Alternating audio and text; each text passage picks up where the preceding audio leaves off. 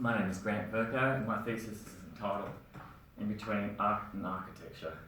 I'm an artist who has a deep and abiding love of modern architecture, specifically Manhattan. Initially I was fascinated with Manhattan as a crucible of modernism in the 20th century.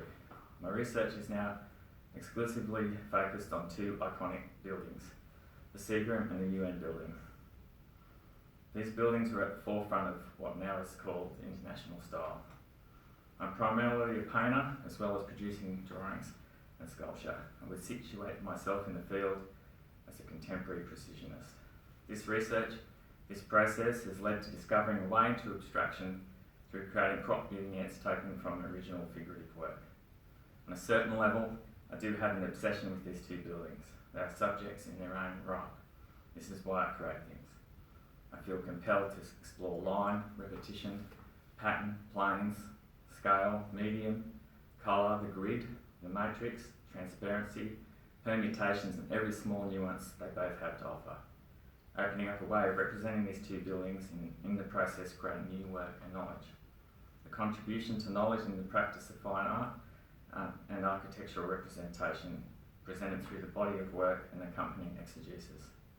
These buildings' resulting progeny is the work.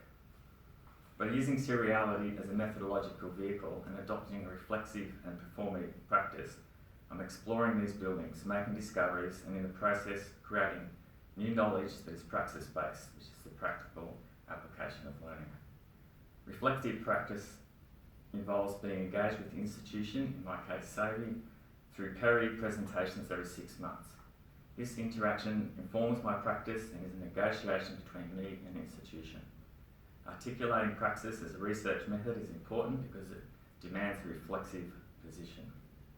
If adopting a performative attitude creates the potential for the individual to assess the creative act outside the act, that is from an objective viewpoint, then adopting a reflexive attitude allows an understanding of the creative practice from a subjective viewpoint.